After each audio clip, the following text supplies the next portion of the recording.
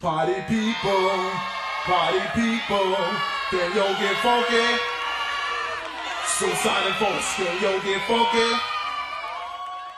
First, I think that it would be nice to introduce you.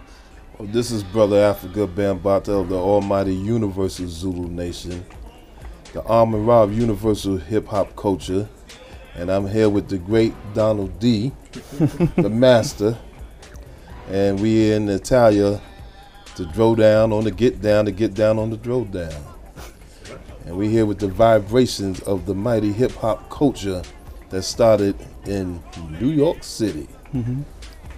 With its founders, the great father, Cool DJ Herb, Brother Grandmaster Flash, and Afrika Bambaataa, and all the great pioneers, DJ Breakout, Grand Wizard Theodore, who else? Afrika Islam. DXT, the Funk Charlie Machine. Chase. Charlie Chase and the Cold Crush Brothers. Disco Wiz, it can go on Just and on. For hours, I guess. Non-stop just body rock. Me and Gene.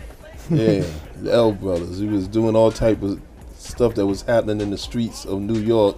Because before that, we had the R&B and the soul and the groups that was coming out playing live at block parties with bands, and then it just switched to the DJs. Something like what y'all call discotheque, or that was happening out here at the time. But came this whole culture movement with the rappers, the rhymers, the DJs, the MCs, the aerosol writers, and that fifth element that we call knowledge to make this whole culture called hip hop. Did you have self-made sound system?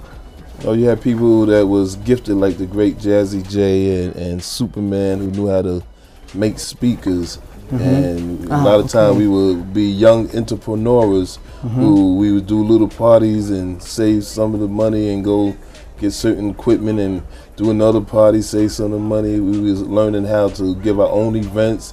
If we was too young, we'd get an adult to rent the spots for us. And you know, it was a money-making machine that we was trying to make to do different things. You know, we wasn't getting all paid well, but we knew how to take what we got and build something. We invested. Right, and we invested in our movement. I know that there were tapes that you recorded. Me, I got a whole bunch at my house. I was one to keep everything that I was involved in, but also a lot of the Zulu anniversary tapes, L Brothers, Cool Herc. And it's funny because I go back and I'll play stuff for my friends here in Italy or my family, and they'd be like, "Who's that?" And I'm like, "That's me."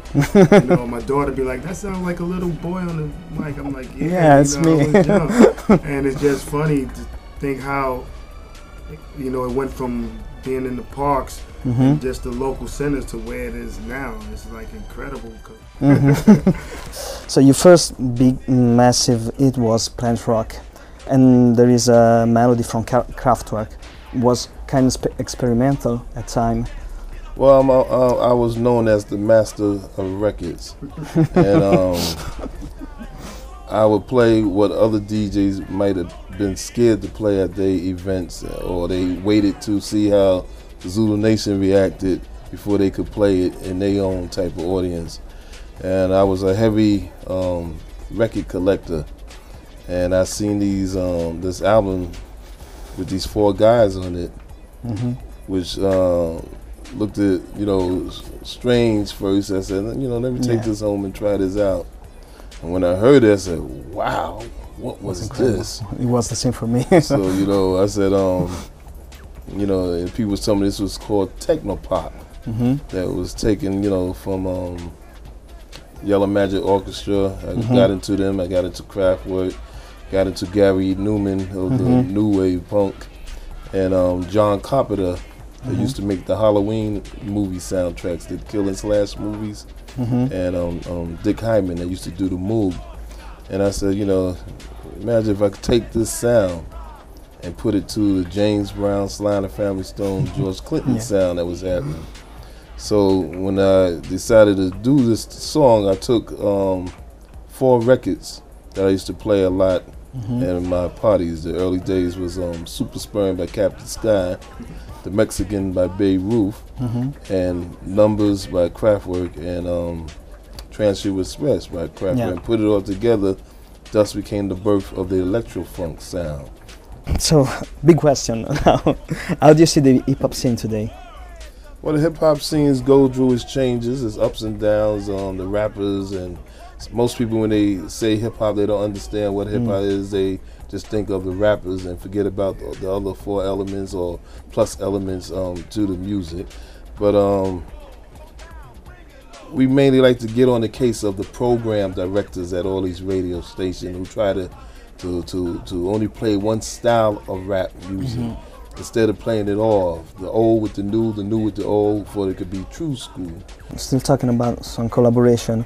You were, I guess, a friend of James Brown because you had some records together. You played some records together. Yeah, I'm the godson of James Brown. How? How it was to play with him and make music with him?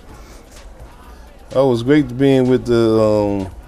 First, I give him his honor. I don't like to just call him the Godfather of Soul. He really was the king of soul, more higher than the Godfather. James Brown used the Godfather after he did a movie called Black Caesar, which was about a black like mafioso type king of the streets that became in the mafia, and then he took that name, the Godfather. So most people don't understand that.